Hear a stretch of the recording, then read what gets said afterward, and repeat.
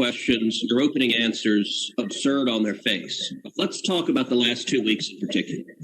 As you know, I have long been concerned about Twitter's pattern of censoring and silencing individual Americans with whom Twitter disagrees.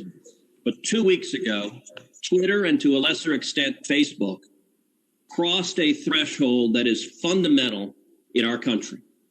2 weeks ago, Twitter made the unilateral decision to censor the New York Post in a series of 2 blockbuster articles, both alleging evidence of corruption against Joe Biden, the first concerning Ukraine, the second concerning communist China. And Twitter made the decision, number one, to prevent users, any user, from sharing those stories.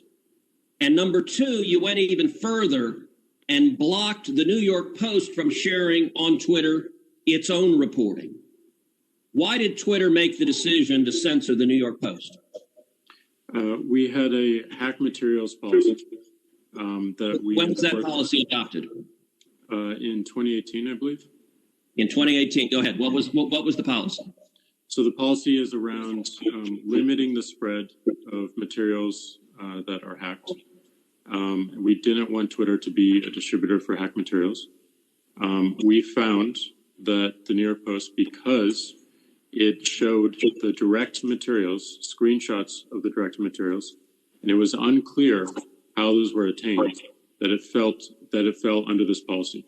Now, so in your view, if it's unclear the source of a document, and in this instance, the New York Post documented what it said the source was, which it said it was a laptop owned by Hunter Biden that had been turned into a repair store.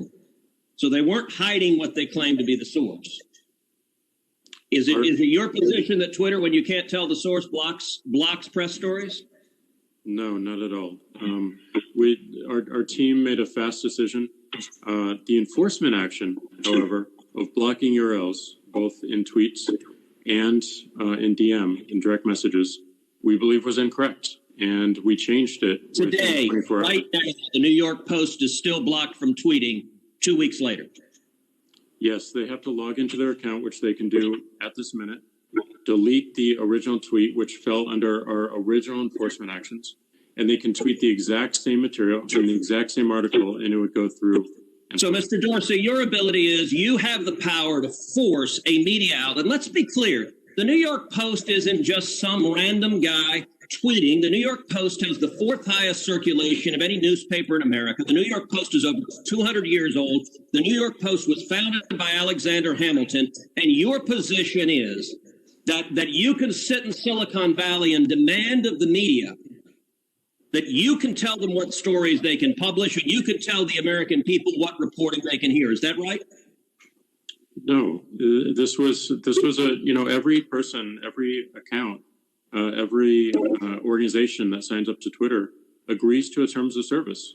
Terms of service is so media outlets must genuflect and obey your dictates if they wish to be able to communicate with readers. Is that right? No, not at all. We recognized an error in this policy, and specifically the enforcement. You're still blocking their posts. You're still blocking their posts. Right now, today, you're blocking their posts. We're not blocking the post. Anyone can tweet. Can the New York Post post on their Twitter account? If they go into their account. No is your answer to that. No, unless they genuflect and agree with your dictates. Let me ask you something. You claimed it was because of a hacked materials policy. I find that facially highly dubious and clearly employed in a deeply partial way. Did Twitter block the distribution of the New York Times' story a few weeks ago that purported to be based on copies of President Trump's tax returns?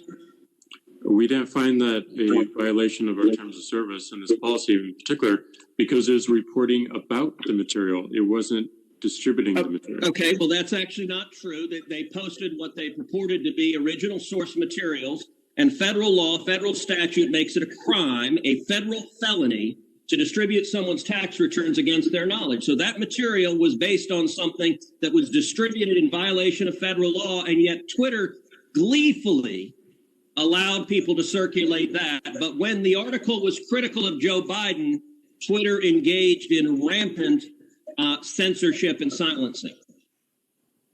And again, we recognized errors in that policy. We changed it within 24 hours.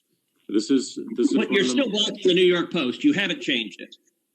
We have changed it. They can log into their account, delete the original tweet. That was You forced a Politico reporter to take down his post about the New York Post as well. Is that correct? Within that 24-hour period, yes. But we, as the policy has changed, anyone can tweet. So Twitter takes the view you can censor the New York Post, you can censor Politico, presumably you can censor the New York Times or any other media outlet. Mr. Dorsey, who the hell elected you and put you in charge of what the media are allowed to report and what the American people are allowed to hear? And why do you persist in behaving as a Democratic super PAC, silencing views to the contrary of your political beliefs? Let's give Mr. Dorsey